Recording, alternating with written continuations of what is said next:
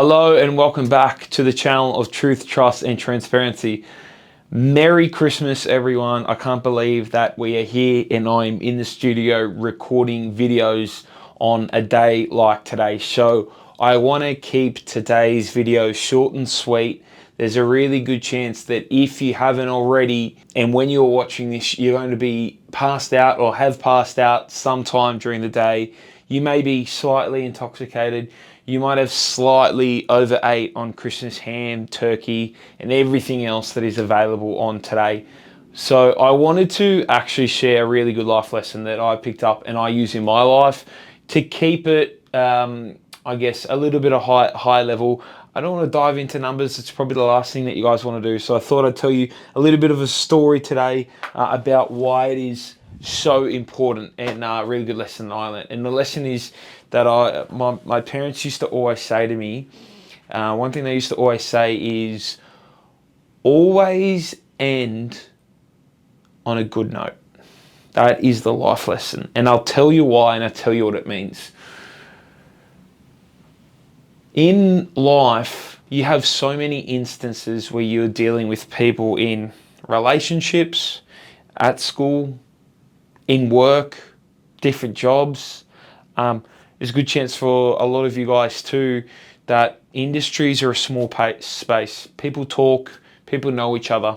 And so if you are sort of burning bridges every single time you leave somewhere or you leave some sort of relationship, you already create an enemy, which is step number one: do not create unnecessary enemies.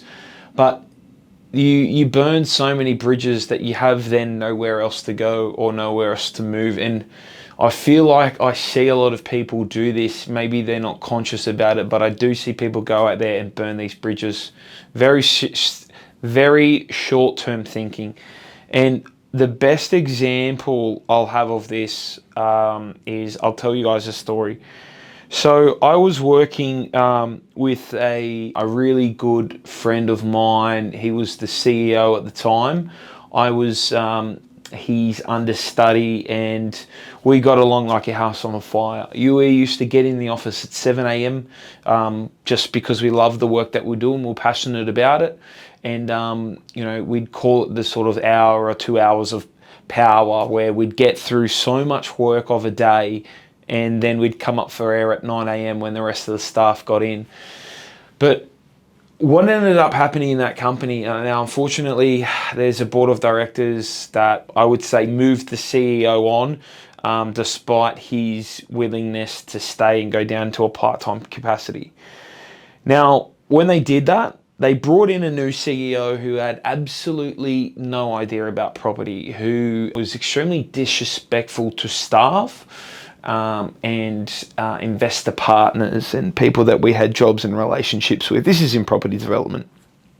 And I remember going around to each of the investors and the people that we were running projects for and saying, hey, look, I need to introduce you to the new CEO. And despite this person also to me being quite rude, quite arrogant, and just thinking they knew everything, I tried to always keep the peace. But with all those investor partners, these are people that had outlaid millions of dollars and had projects under construction, and sort of did the introduction for the CEO to each of these investor partners and had them meet and coffee and questions and all that kind of stuff. A couple of months later, and for me, it was quite obvious that once the CEO took helm and made a few changes, lost a lot of the respect from the investors and the people that we were working with.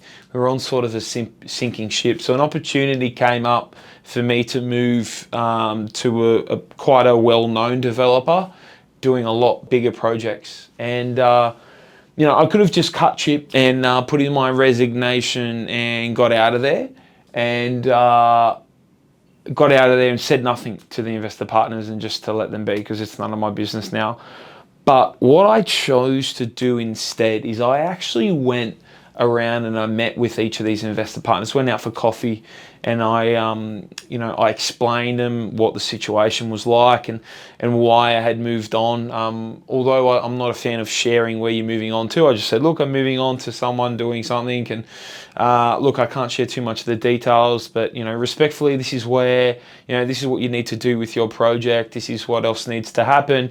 Gave them all sort of a action list of where they need to move and what they need to move on to and all that kind of stuff, right? And I think a lot of them really respected that and left on a really good note with them.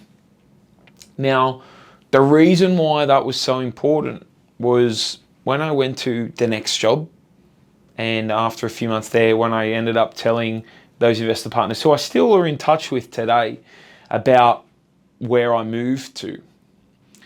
Out of the 5, I think 3 or 4 of them had links to this company or people very high up in this company. One of them, one of the builders that I used to work with, lived across the road and were family friends with the CEO and the CEO's mother. Another one played poker regularly with the CEO. Another one had a lot of dealings with him and actually ended up working on some sort of deal between the two on a site. And had I burnt those bridges and when I moved, said, nah, you're on your own, I don't care, I'm doing my own thing, that new gig could have easily turned out pretty sour for me. But in true flavour of my parents and that lesson, it was to always end on a good note, because it is such a small world and you don't know who knows who. You don't know who's talking, who's watching, who asks for some sort of reference, who asks for thoughts, feelings, and all those sorts of things. So if you're watching this video, you've got to this stage and this point of it, my advice to you would be, no matter who you deal with in life, for people that can't do anything for you, for people that are rude, for people that have done the wrong thing by you, is to just always try to end on a good note and go about your ways in your next position, location, relationship, because you just never know. That's my advice, and that is the lesson for today's video. Again, would appreciate it. Short, sharp one now because it's Christmas. I got to get back to taking the ham out of the oven, guys. But yeah, if you would appreciate it, like, follow, subscribe, drop a comment, let me know what you had for Christmas lunch or Christmas dinner if you're having it now, because I'm dropping this. This is coming out at right on 6 p.m. But appreciate it, and as always, I'll see you guys tomorrow for the last couple of videos left this year in this challenge. It is absolutely killing me, but I'm too close now to quit and give up.